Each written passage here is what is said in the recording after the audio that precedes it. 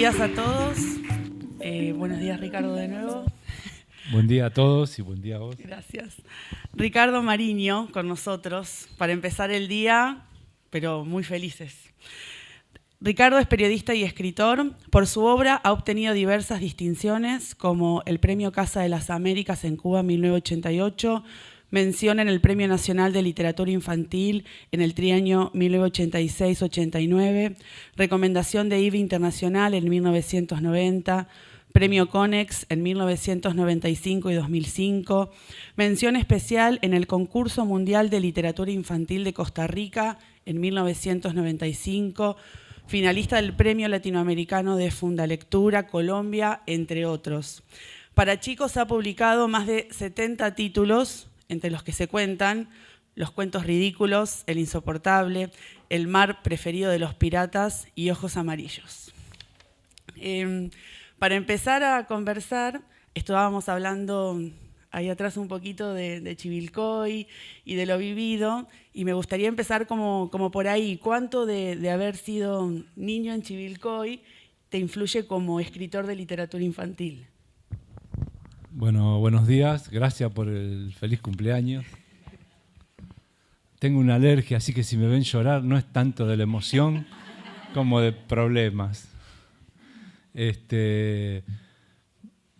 Sí, no sé precisar concretamente, digamos, qué me pudo haber aportado haber pasado la infancia en Chivilcoy, pero sí, de hecho lo pensé en relación a la mesa que tenemos a la tarde, esa de pueblo, infancia.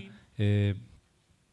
Yo creo que los pueblos son como esencialmente narrativos, en el sentido ese de que mi vieja se sienta en la vereda con su hermana, 160 años entre las dos, y dicen, ahí va el que le mete los cuernos a la mujer con el policía.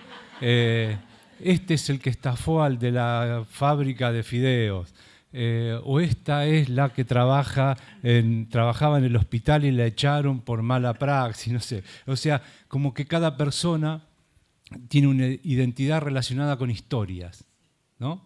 Y de hecho, uno de los pasatiempos preferidos de los pueblos en las reuniones familiares basados es contar cosas, a veces reiteradas, recreadas, vueltas a contar 1000 veces, que tienen que ver con pequeñas hazañas o cosas grotescas. Generalmente se va hacia el humor. Hay como una narrativa humorística en los pueblos, y supongo yo que eso pertenece como o yo pertenezco a esa matriz.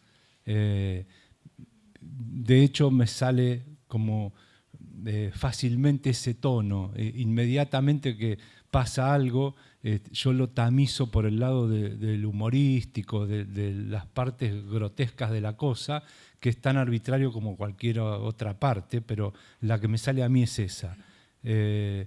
Y sí, yo supongo que debe haber como elementos.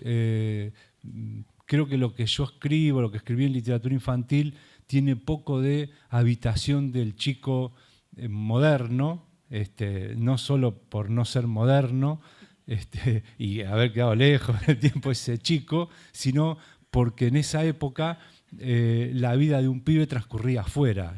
Mis recuerdos son de andar en bicicleta, jugando al fútbol, pero siempre afuera, y mi cuarto casi que no tenía nada. Al contrario de lo que sería un chico de la actualidad, ¿no? Y para empezar o seguir preguntando sobre los inicios, ¿cómo fue tu inicio como escritor? Porque, o también ese pasaje de escribir para adultos a la literatura infantil. Sí, yo empecé como lector. Digamos, en la prehistoria mía como escritor está esa etapa de inicio como lector que fue en la Biblioteca Pública de Chivilcoy. Yo, al contrario que tanta gente, no tenía libros en mi casa y sí tenía una necesidad tremenda de leer.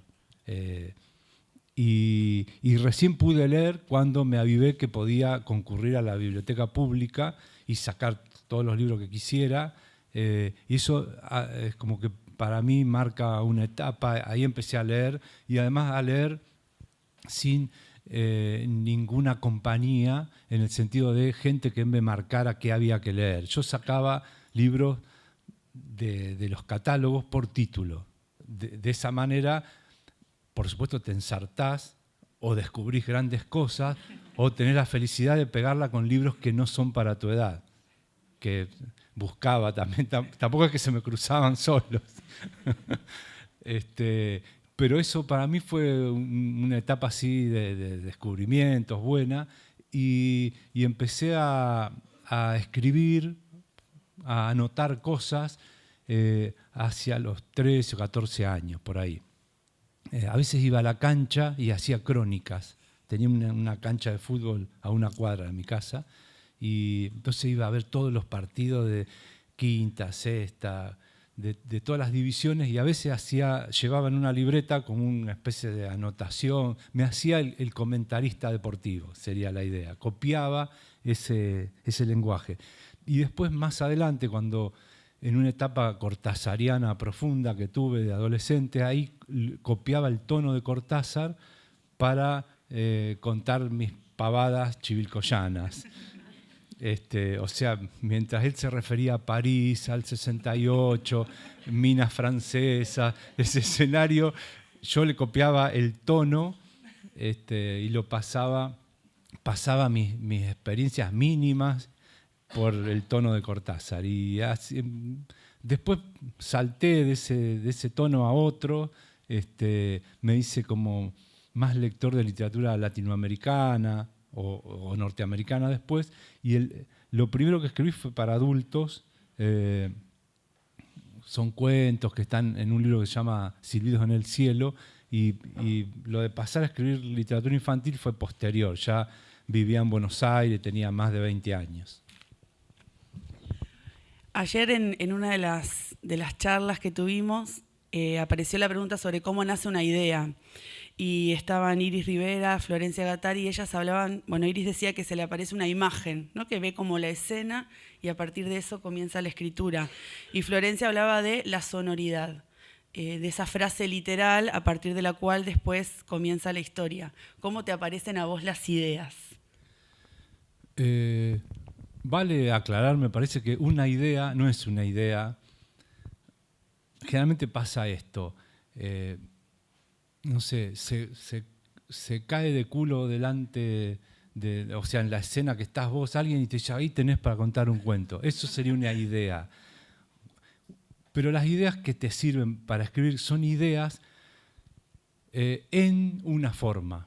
Es decir, no es una idea, no es ahora voy a contar la vida de un campesino que no sé qué. No es eso, no se trata de eso. Y es por eso medio inexplicable. Es una idea en forma, una idea en un tono literario. Eso es una idea, lo demás es otra cosa. Puede ser que vos digas, quiero escribir una novela sobre el primer periodo peronista. Eso no es una idea en el sentido literario, o sea, no es una idea artística, es una idea de proyecto que después capaz que te lleva a leer sobre esa época y después recortar algún episodio, y capaz que en el transcurso de esa búsqueda aparece una idea. Pero una idea es algo que incluye la forma o una especie de protoforma, una molécula de algo que tiene como una parte argumental y una parte formal, y después también hay una dimensión psicológica en el sentido de que esa idea ocupa un lugar en tu obsesión, porque si no, todas las ideas servirían para todos los que escriben, pero no. Estamos en la ciudad de Puig, o sea, a Puig evidentemente lo obsesionaban ciertas cosas y lo movían a escribir ciertas cosas, y se podía decir lo mismo de Roberto Arlt o de Borges. Es decir, no son universales, son como procesos absolutamente individuales, y por alguna razón a vos es como que se te mete una idea, aparece una idea y no te la podés sacar de encima hasta que no la escribís.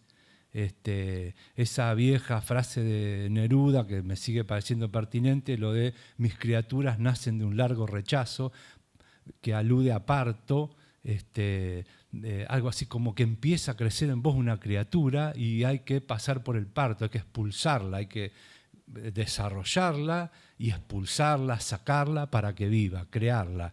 Me gusta incluso la resonancia esa negativa del rechazo, porque sí, cuando uno está escribiendo, escribe, está metido en eso, por ahí está meses con eso, y hay un punto de rechazo, de que me la quiero sacar encima, no quiero que me hablen más de esto, y me parece parte del proceso, ese rechazo. Lo que a mí me pasa es que las puedo reconocer esas ideas, aunque no podría dar una explicación muy coherente de eso, pero las que sirven anidan y quedan ahí, y yo por más que intente escribir otra cosa, reaparece eso, y son cosas ínfimas, cosas muy chiquitas que si las contara, si se las contara a alguien, seguramente habría como una cosa de evaporación, ¿no? Se diluiría y no podría escribirla. Hasta para el mismo que se le ocurre la idea parece insignificante cuando la cuenta, pero si la mantiene en secreto, en mi caso al menos, y le da curso, puede que de ahí salga algo. Las ideas que se me ocurren es, bueno, voy a contar la misma de una entrevista que me hicieron hace poquito, pero es la que tengo más fresca. Escribí un libro para chicos que se llama Cupido 13, y la idea que tenía era un ángel Cupido flecha mal, una vez, 10 veces flecha mal. Y en paralelo pensé, qué bueno contar todas esas historias, todos esos romances mal armados, en paralelo, que se crucen posteriormente. Una estructura que hay películas, libros, hay una película que se llama Amores Perros que está hecha así. Van en paralelo las historias y en algún momento, como casualmente, se cruzan. Y eso. Después, primero uno piensa eso, se te aparece esa imagen, esa idea de esto podría ser, y después empieza, como si fuera un juego de ajedrez, la cosa de resolver problemas. O sea, empezás a escribir con la idea de un ángel Cupido que flecha mal y después empezás, por ejemplo, no se me había ocurrido al principio, sino cuando me puse a escribir, que este era un ángel común que hace un posgrado y representar al cielo como una empresa.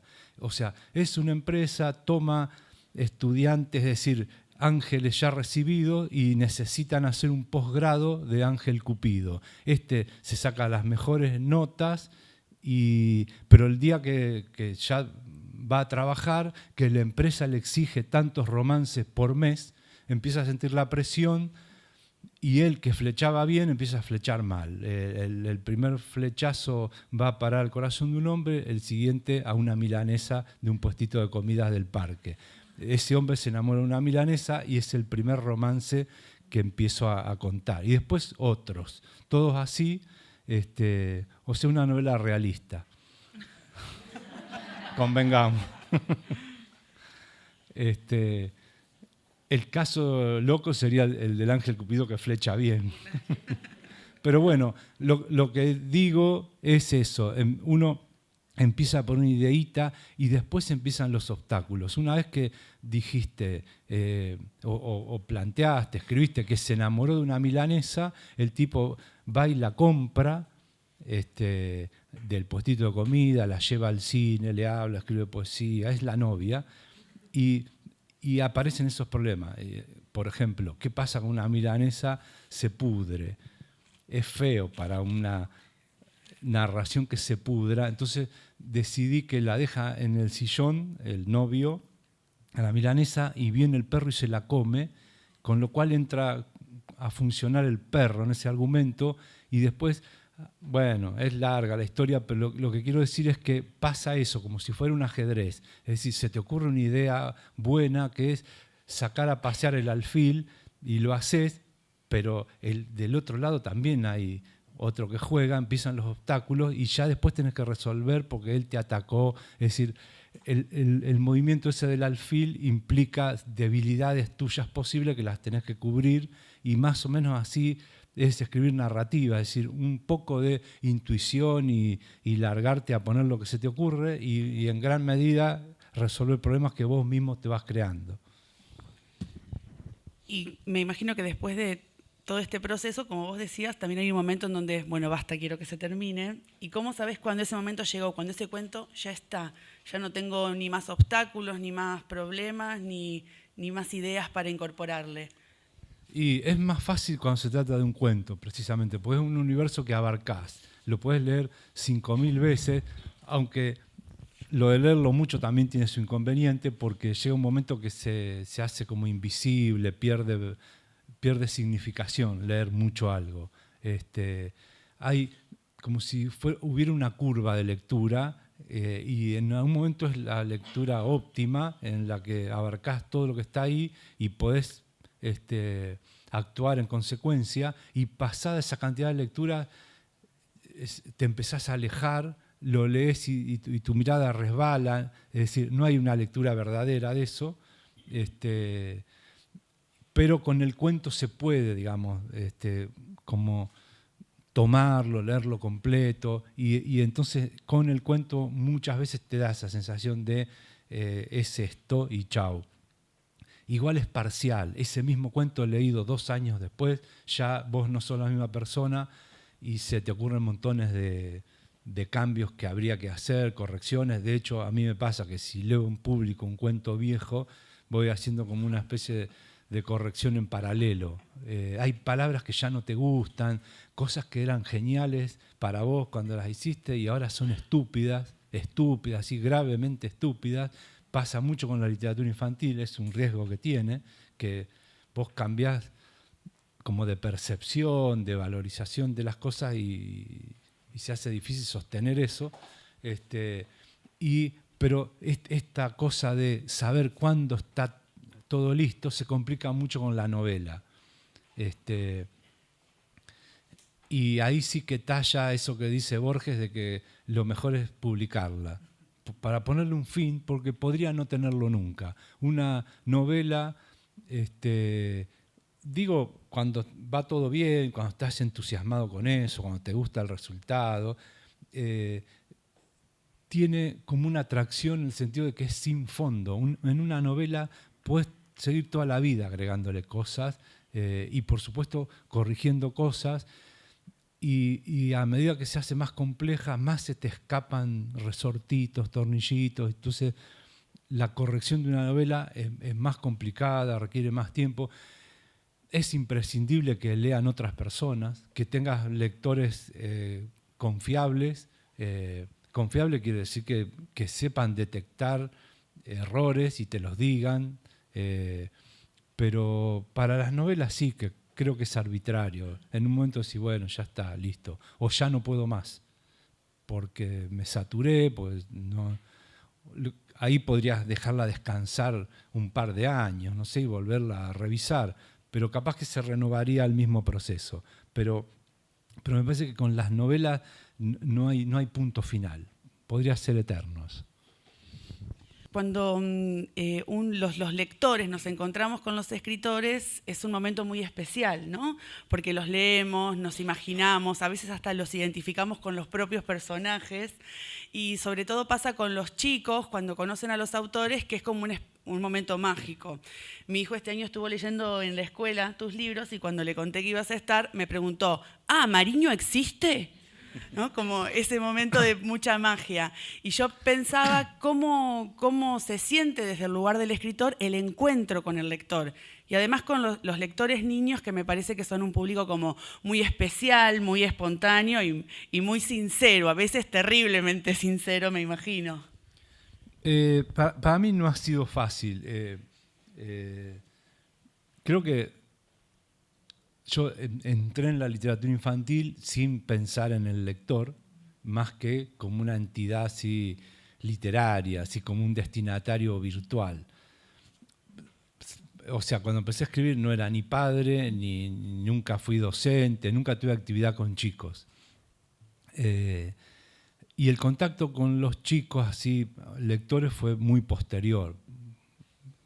Probablemente me hayan empezado a invitar a escuelas cuando ya hacía como 10 años que había escrito el primer libro. Y no lo disfruté, no me resultaba fácil. Yo sentía como una distancia con respecto a lo que había escrito yo. Y no sé, me sentía medio incómodo, como desacomodado, como que no entendía bien de qué se trataba, me hacían preguntas, yo contestaba. Muchas veces los docentes preparan el encuentro con el autor como si llegara Tinelli, entonces respondés a una ficción, los chicos creen que llegó un famoso, te preguntan cómo es la vida, un día en tu vida, y ¿cómo va a ser un día en mi vida? Igual que tu viejo, qué sé yo. O sea, y a la vez no querés defraudar. O sea,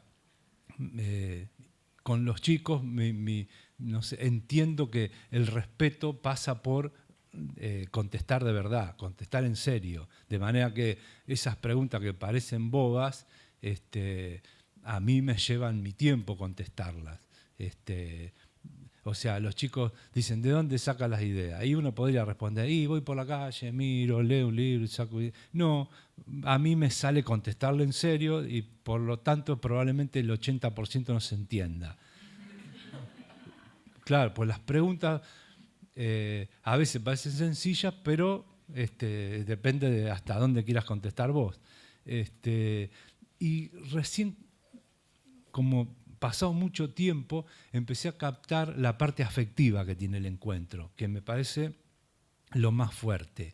Es decir, el encuentro con los chicos no tiene tanto interés por el lado de la información, que se van a enterar no sé de qué, de tu cocina literaria, de tus procedimientos. De hecho, los pibes preguntan y vos empezás a contestar y ves que ya se dio vuelta y está charlando con el que está atrás.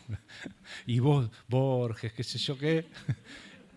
Me parece que el encuentro es más que nada afectivo, que sería probablemente también el encuentro que uno podría tener con los autores que quiere, porque pasa por quererlos. Es decir, a Saer yo lo quiero.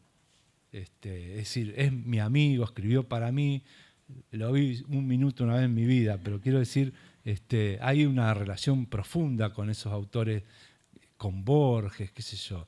Estoy seguro que si se me aparece Borges, yo me tararía por completo, no le podría hacer ninguna pregunta, menos una pregunta inteligente, y ojalá que capte que le agradezco, o sea, que hay algo afectivo. Y me parece que en el encuentro con los chicos hay de todo, a veces son encuentros muy divertidos, pero tardé en entender eso, que era un encuentro con gente que había estado leyendo cuentos míos y que eso nos aproximó. Y es eso. Pero nunca me resultó tan fácil. Yo no es que voy, me entrego, me divierto, lo paso bien. No, tengo mis resistencias con eso. Nombrabas a Borges, antes a Cortázar, a Saer también, y la pregunta de que está en el programa. ¿Por qué no escribís para como hoy, ellos? No. La No. pregunta del programa es si se puede contar una vida entre libros. Si es posible contar la vida de alguien entre libros y preguntarte qué libros además son los que cuentan un poco de tu vida. No nos vamos a poner a revelar demasiadas intimidades. No sé si entendí bien la pregunta. ¿Qué libros? Cualquier libro. Exacto, ¿qué libros son los que cuentan parte de tu vida, momentos importantes de no tu vida? libros Si míos, hay sino libros cualquier libro. como vos como lector. Uh-huh. Y justamente me parece que Saer podría haber nacido en Chivilcoy, tiene que ver con este mundo, el de Santa Fe, La Pampa, esa posición. Hay personajes de Saer que me resultan como muy cercanos, como Tomatis, que es como una especie de humorista descreído en esa fauna que tiene de personajes. Me gusta, yo crecí un poco en ese ambiente, el del intelectual de pueblo renegado, antiporteño, que hace asados, que discute. Yo de adolescente tenía esa gente cerca. Un director de teatro de Chivilcoy, gente amiga. Se mezclaba hacer la revolución y escribir, hacer teatro, cine, irse a la mierda, era como el tema permanente, rajarle al pueblo. O sea, son los temas de los autores de pueblos, ¿no? Como una especie de mundanismo pasado por las limitaciones tremendas de un pueblo, una especie de discusión con el universo, pero desde un lugar chiquito, que después te obliga a cosas triviales como ir a comprar carne, pescar, armar el asado. Ese mundo de Saer yo lo siento como muy representativo, y sobre todo la posición de los autores de Saer. Es decir, Borges me deslumbra y es como visitar Venecia, no sé, pero no es Chivilcoy, Venecia. En cambio, Saer es Chivilcoy. Y bueno, de hecho, un autor que valoro mucho, que es de Chivilcoy, Hernán Roncino, si lo leyeron, recupera evidentemente ese mundo, el de Conti, el de Saer, esa cosa medio poética, pero de rumor mental que discute cosas, ese mundo pasado por la inteligencia de Saer. Yo me siento representado por ese recorte de la literatura que tiene más gente, pero me parece que la figura de eso es Saer. En general, cuando participamos como oyentes o escuchando entrevistas de escritores de literatura infantil, siempre aparece la pregunta si todo se puede contar a través de la literatura infantil, si todos los temas o si hay algunos temas más problemáticos o más dificultosos para tratar que se prefieren evitar. ¿Vos tenés algunos temas que preferís no abordar desde lo literario? Para mí, justamente lo que define a la literatura infantil son la presencia notoria de límites.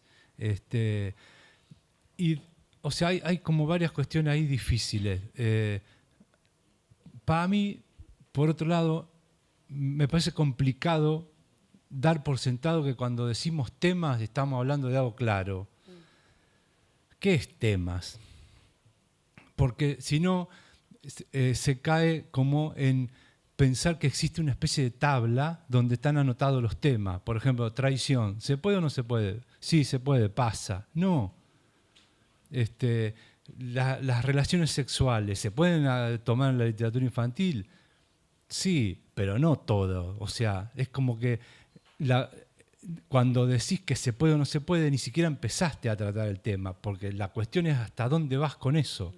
O la muerte, lo que sea, es algo como móvil, no se puede definir y que quede definido, sino que requiere definiciones permanentes para cada caso, para cada chico, para cada situación, pero de ninguna forma se puede hablar con soltura de, por ejemplo, temas tabúes como escucho que se hablan en la literatura infantil. O sea, se hace, digamos, hay como un facilismo en dar por sentado que se está diciendo algo con temas tabúes, porque se anota tal tema y se dice si la literatura infantil lo puede tratar o no. Por ejemplo, ¿puede entrar la homosexualidad como tema en la literatura infantil? Claro que puede, pero ¿qué parte de eso? ¿Cuánto?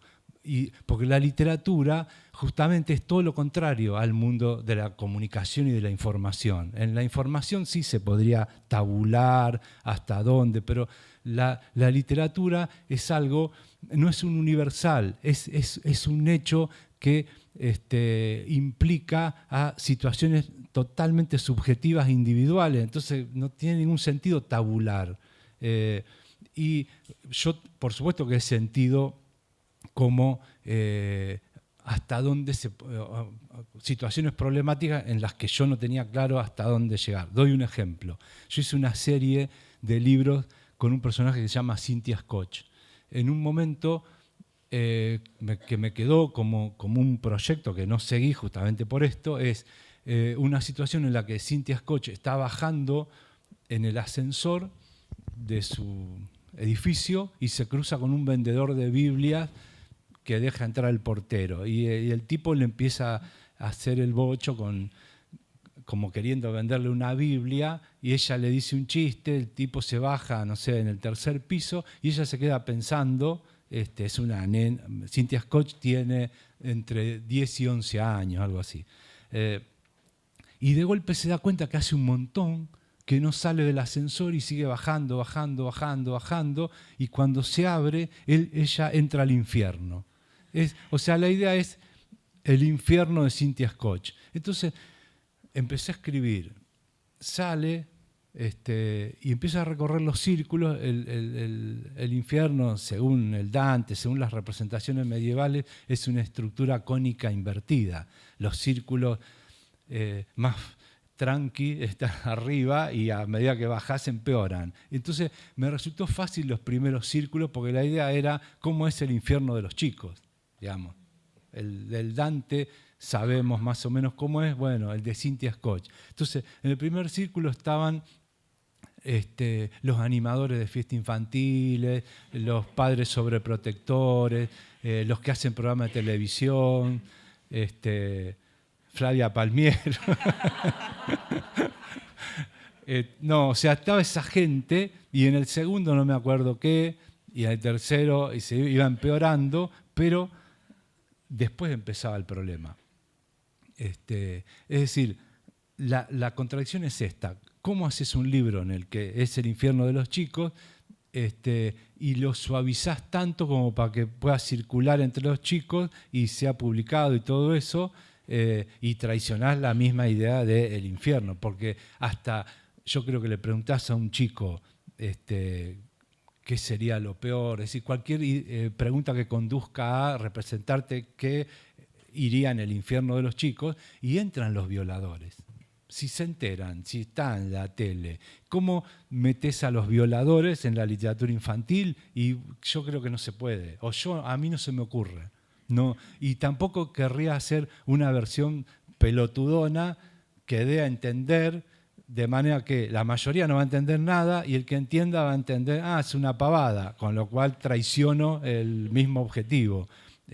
O sea, para mí ahí no hay solución más que rajarle a la solución, que sería que se vuelva en el tercer círculo. O sea, es una solución argumental, literaria, y no es una solución para el tema jodido que te planteaste, porque, bueno, es como un mal de la literatura infantil, justamente hablando de temas. Fingir que te atreves con un tema, pero das una versión boluda del tema. Bueno, es como la marca de la literatura infantil. O sea, transcurre por zonas calmas y cuando se mete en lo jodido, recula. Por ejemplo, no sé, se mete con un conflicto social, pero el conflicto social es hay que salvar a las ballenas. Sí, estamos todos de acuerdo con que hay que salvar a las ballenas o que no sé qué, porque lo problemático, y además lo único que admitiría la literatura, es que los problemas no tengan una solución fácil, que no sean buenos y malos. Bueno, digo, ese es como la zona complicada de la literatura infantil. Y como he dicho otras veces, el tema está que en la zona complicada salen los buenos libros. Pero la cuestión de recortar, que las dificultades son del orden temático, también empobrece la visión. Lo que debía hacer siempre la literatura infantil es literatura, ser buena como literatura. El problemón es ese, ser algo valioso desde el punto de vista artístico. Eso debiera ser como una exigencia siempre, que funcione como cuento, como poema, como novela, artísticamente. No, es decir, cuando se recorta por el lado de lo temático, se está retrocediendo a la visión de hace 40 años que la literatura era un instrumento para educar. Entonces, no importa lo pelotudo que sea el cuento, pero me sirve para tratar el tema de las minorías, que no sé qué. No, tiene que ser bueno, es más, tiene que ser mucho mejor todavía si estás pensando que trae un mensaje social. Si no, no se podría aceptar que no sea bueno porque el mensaje es válido. Es como una trampita que ronda siempre en la literatura infantil y muchas veces viene de la mano de concebir que para la literatura infantil existen los temas, cosa que para el resto de la literatura no. Nadie piensa, vamos a analizar a Borges, pero de acuerdo a los temas sociales que aportó. O sea, no, ahí no y con nosotros sí, digamos. Nos quedan los últimos minutos. Si alguien quiere hacer una pregunta, alguien quiera preguntar algo que haya quedado. No quedó nada. ¿No? Patri. ¿Cómo?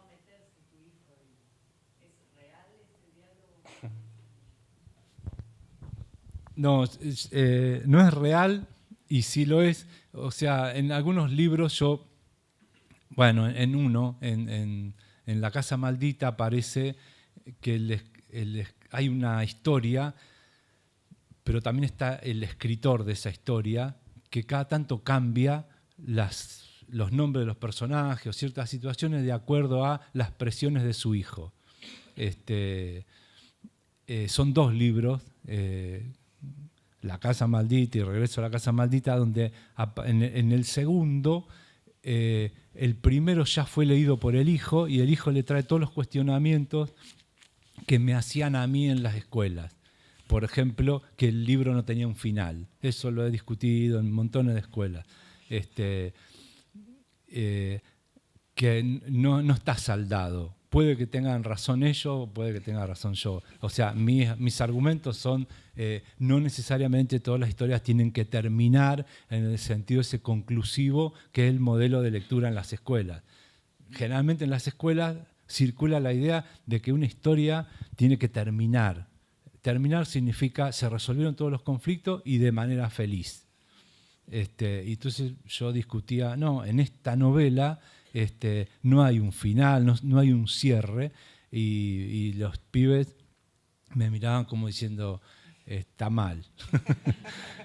No solo me miraban, lo decían. Y entonces en el segundo libro incorporé todo eso como opiniones del presunto hijo del autor.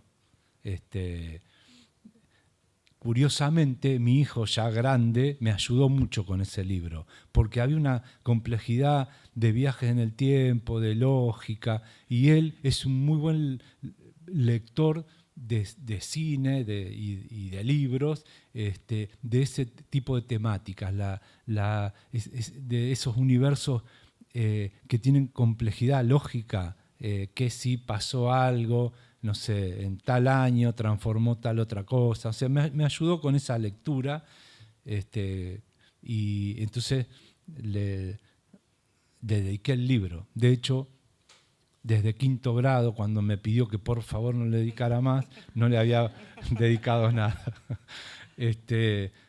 Pero, digamos, no soy yo el personaje ese del libro y no es mi hijo el que está ahí, pero es lógico que se lea de esa forma.